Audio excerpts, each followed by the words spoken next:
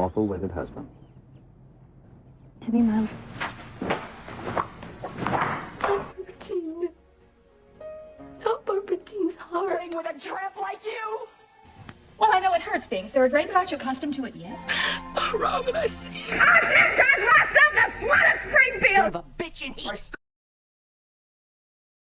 I found out myself what love is all about. Hey everybody, it's me, Nikki.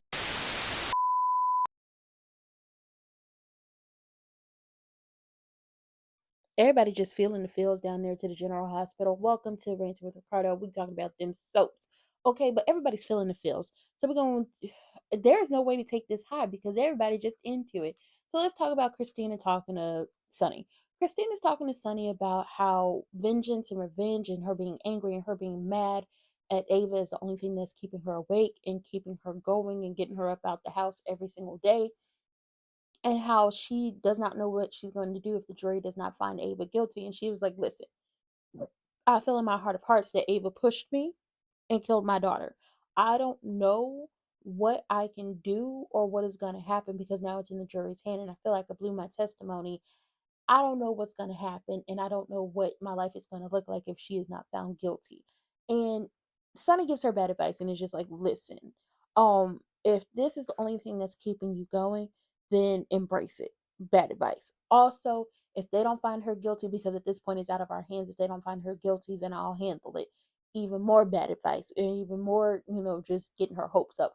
Also, Christina possibly working for Sonny. I mean, we've been waiting for her to enter her mob boss, mob girl era, and it's about time because she's about the only child who really had the gumption to do so. So we about to see her really get into her mob boss era. Shout out to her. TJ and Molly, like at this point, it's a wrap. It's done. It's over for them because Molly doesn't want to have any more kids and TJ wants to have children. And he was like, there is no part in my future where I'm not with you and married and having kids and just being successful and loving you. And she was like, there is no part in my future where in this future, the future 5 years from now or so and so years from now that we will have children. I can't go through that again because we know Molly has endometriosis and it was tough enough to get like her eggs and everything and do it that way. The first time around, which is when they surrogate, it was like, oh, she had a miscarriage. I still don't believe that hoe. I think she lying, and I think Molly and TJ's child is out there somewhere. She just decided to keep that baby. But then everything that happened, I'm not calling that baby Irene. That's an ugly ass name, Adela. Everything that happened with Adela, she was like, listen, I can't do it. And then TJ finds out she's been talking to other people about Adela and working through her grief that way. And he's just like, I gave you space to handle your grief the way you wanted to handle it, which means the space between us grew so far apart that I don't even know if we can come back from this. But I gave you space. I gave you the space I thought you needed, only for it to be a hindrance to us. And then you're talking to other people instead of talking to me. And I need to talk about it. I need to talk about the fact that our daughter has died. I need to talk about the fact that in his mind, it wasn't an accident. It was not an accident what happened. Even though Molly feels like after listening to Ava and Christina, it was a tragic accident. TJ does not feel like this is an accident whatsoever. So he's pissed about that. He's pissed about her talking to other people. And then we find out that, oh, she don't want kids and he wants kids. Yeah, this is not great. This is not great. And so he ends up packing a bag and he was like, listen, I'm going to give you space. And they end up crying on the other side of the door. Like he's on the outside, she's on the inside, and they're crying. And it's just like, Lord, I've been wanting them to break up, but I didn't think they would do it this way. I thought he would have an affair. But now that Sasha is pregnant, maybe this is a way to, no, because that baby gonna come out white. I don't know. I don't know what we can do here. I don't know. I really wanted him and Willow to start an affair. I thought it would have been like a hospital affair. It's been a minute since we had a good old nasty hospital affair going on. I think the last one we had was like Lisa Niles and Patrick. It's been a minute since we had a good old nasty hospital affair. But child, I guess we just gonna see what happens. So they into it, and then Alexis and Rick got into it down to the courthouse. And while Rick is right, like, Alexis, you have to be objective. It was a tragic accident. She didn't push her, she tripped over the bag. But honestly, all Ava had to do was say she tripped up, like I grabbed her and she yanked her arm back and she tripped over that bag instead of trying to protect brittle bones Kate's. Even though I feel like that wasn't even the real Kate's. I'm gonna just be honest. I don't feel like that was the real Kate's, but I'll leave it alone. Um, so he's like, you need to be objective about this entire thing. You know it was an accident. Also, anybody could see that you have always chosen Christina over Molly, and that Christina's a train wreck, and you just make excuse after excuse after excuse for her, and basically calling Alexis a bad mother. So Alexis lets him have it. She was like, this is funny. This is cute coming from the man who locked a pregnant woman in a panic room for weeks upon weeks and planned on stealing her baby. And he was like, oh, I'm glad to hear it from you and not Carly this time. But it's just like, you're going to continue to hear it until you can't hear it anymore because that's what you did. You didn't even give a damn about Morgan because you are working with someone who aided in his death. But at the end of the day, that's exactly what you did. We're just going to reiterate your history. And she was like, listen, me and Ava might have our issues, and I'm going to agree to disagree with you about what she did and what she didn't do. But I've known to not put my trust in people or to put trust in people whatsoever based off of what you did. I learned to stop doing that and stop believing people after my husband slept with my daughter. And he was like, that was years ago. And she was like, you don't get to tell me to be objective into how to be a lawyer because I'm a lawyer. I know all about defending my clients and protecting them and doing what needs to be done. However, I would never come down and run down on a grieving mother the way you did. A grieving mother who just buried her daughter and her sister while she was carrying the daughter she was carrying was for your daughter. Like, come on now. And Rick just had to sit in it. And she also called Rick a bad father because you haven't seen your child in years, and as much as you like to say that you are a great father to her and she sees you as this great parent, Alexis is like, child, please. Alexis is a classic single mother. She might not have been the best. She might not have been able to do her best at all times. And there's a possibility that she favored one child over the other, not on purpose. It was just how it happens. And that's what I think people fail to realize about soap operas. Soap operas mirror life, and they just do it with an exaggerated version of it or an exaggerated story of what goes on in real life. These are real people writing these soap operas and putting in real things that have possibly happened in their lives or they've seen happen in their lives or taken from other people's lives and put them on our TV screens. So yes, Alexis is a single mother, a perpetual single mother who we see this happen all the time. Hell, we even see this in two-parent households. You might favor one child over the other, and it might be both parents, but at the end of the day, Rick, you are no better than Alexis, and she had to tell you about your damn self. And it's just like at the end of the day, you woke up Natasha Cassadine, and I don't think you ready for what's about to happen. Because she said, I truly hope you are able to lay your head down at night and just be okay with what exactly happened here and what is going to happen if she is found not guilty and the pain and the hurt that it caused because you have this perpetual need to take revenge out on your brother by way of using Christina, your niece, your daughter's sister.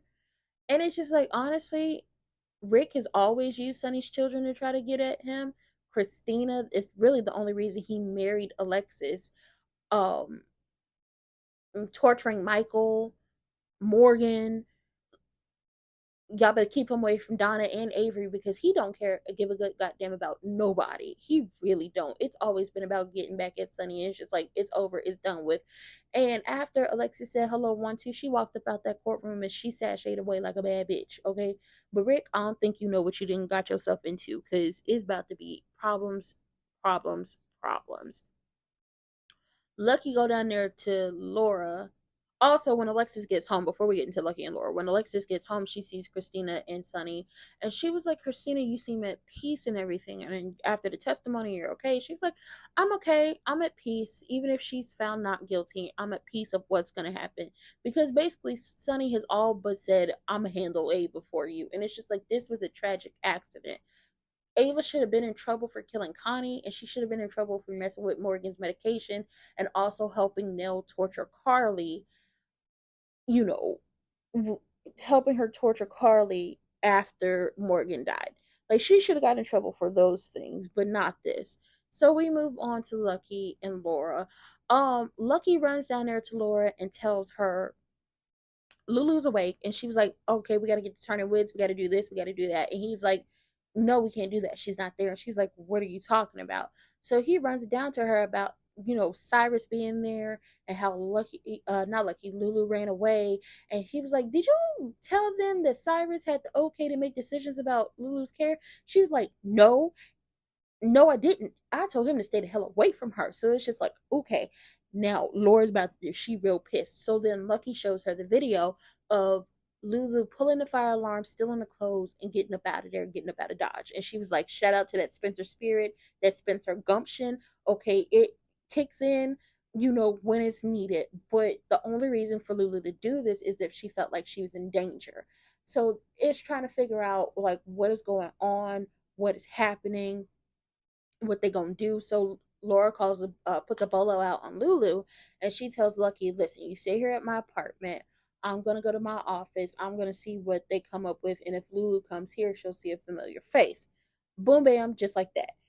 So then we get down to the Quartermains.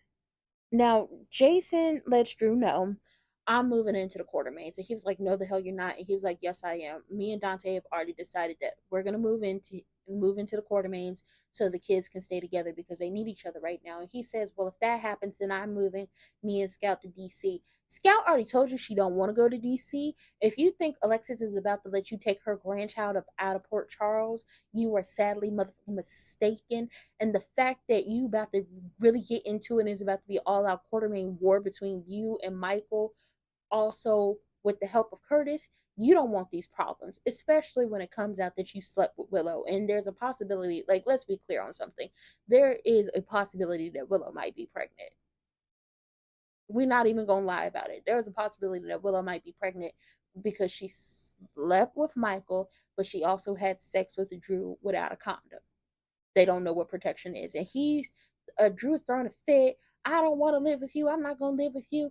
And, Jason was like, "Even if we live together, I'm not going to put hands on you, but we all know that you had that coming." So he's talking about, "I'm moving to DC and da da da." And Carly pops up like, "Moving to DC? You gonna take Scott away from all her people after Sam just died? That's not a good thing. That's not good whatsoever." And he's throwing a fit. And this is where, Carly finds out that Jason is moving in with the Quartermains. And at first she would think Carly would be upset about this, but Carly is like, "You know what? This is a good idea. The kids stay together. This is what Sam wanted. We have no problems." And once again, Drew is throwing a holy ass fit, talking about, "Oh, Jason is dangerous. I don't want that around my daughter, da da da da da." And it's just like, you forget that you are dangerous yourself. You forget that one of the many reasons that Jason was gone that second time around is because you decided to get on a cargo plane to return some money that was stolen, and your plane got blew up, but you was really kidnapped by the Cassadines. Had you not been on that plane and had you not decided to, do what you did, you still would have been here with your daughter, and Jason wouldn't have been on that island getting trapped in tunnels trying to save your raggedy ass. He lost out on time with his son trying to save you. We're not gonna forget about that, because all he did was come to help, Britt. And I was like, I really like Britt and Jason together. I wish they would bring Britt back. I really like them together. But we're not gonna forget that the only reason he was on that island, other than helping Britt, save Liesel, is because he found you and told you to go ahead of him, and he got trapped, and he went out on the other side and got swooped up by the F, the B, and the I. So quit playing with us at this point. You're dangerous too. He's more physically dangerous. You are more emotionally and mentally and physically dangerous. Stop playing. Because what you about to do, especially with that crazy lady Nina, is about to cause a whole lot of problems for a whole lot of people, and you don't give a flying about it. You don't care. You are truly living up to every bad Quartermain stereotype or archetype that there's ever been on General Hospital. And this is where Carly has to speak some truth. She was like, Sam wanted y'all to raise these kids together. She wanted y'all to put the beef aside and take care of the kids together. That's what she wanted. That's what y'all promised her y'all would do. So this is the perfect thing to do. And also, y'all need to put y'all beef aside, because at some point, all this hate that y'all have for each other is going to pass down to the children, and then they're going to have to pick a side. And it's only a matter of time. So get it together. This is the best thing ever. Y'all move in here. Y'all show that y'all are a unit. Y'all raise these kids. Y'all do what Sam wanted y'all to do. And y'all might even grow to like each other. And she like really just running down on them. She was like, y'all both good men. Y'all children love y'all, both for different reasons. Do it for the kids. Ultimately, do it for the kids. That's all that needs to be said. Do it for your children. It does not matter what you want at this moment. Do it for your kids. And he was like, well, Drufus is like, I need, you to tell me that this will never happen again. And Jason said, I'm not going to be the one that messes up the peace between us. Because we know Drew is going to end up messing up the peace between him and Jason. It's not going to be Jason that takes the first shot. It's going to be Drew, because Drew is going to feel some way about certain things getting out about him and Willow, and he's going to think that it was Jason, but we all know it's going to be Michael, and Michael is going to use that to his advantage. Drew, you better watch out before you lose custody of Scout. I'm going to just be honest. And let's be clear on something. Drew tried to throw it up in his face, talking about, where were you Danny's entire life? And it's just like, first of all, he was shot on the docks and pushed into water and kidnapped and held somewhere, and you took over his life for a good portion of time until he was able to break out of that facility with the help of Ava and make it back to Port Charles. And he was there for a good minute, and then he was implicated in Cyrus set him up. By that time, everybody thought he was dead and gone. Cyrus had set him up, and he ran away, trying to get away from it. But he was there for his kids, and he was hanging out with Britt, and he went to help Britt because she helped him. He was returning the favor, and he really did like her. He helped her with her mother, but also he saved you and sent you back to Port Charles. And he got trapped in a tunnel, and everybody thought he was dead, when in reality he got swooped up by the FBI and the I and was in a black site for the longest time until he agreed to do what they wanted. So don't act like he just abandoned his kid without reverence. You were living his life for a good portion of time, because first of all, everybody thought he was dead. Then everybody thought that you were him. And then when he was actually being a father and being there for his child and doing what he needed to do, he was then thought to have been dead again after saving you, only to find out that the FBI and I swooped his ass up, had him in a black site until he agreed to do what they wanted him to do. Stop playing with me, trying to act like you're a better father when you made the decision to get on a plane that nobody told you had to get on, but you wanted to make sure some money got back to where it needed to be. Sir, shut up. So now they all agree that they're going to live peacefully in the Quartermains, and it's going to be a mess. So then we get into the Lulu of it all. Lulu is happy to see Rocco. She's like, oh my God, my baby, you're here. I love you. They're having this mother-son reunion, and he was like, I forgot what your voice sounded like. And she was like, I've been gone for years, which was a surprise to her. And she was like, you're grown up, you're a teenager, and they're just having this really cute reunion. So Dante walks through the front door, and he was like, oh, Lulu?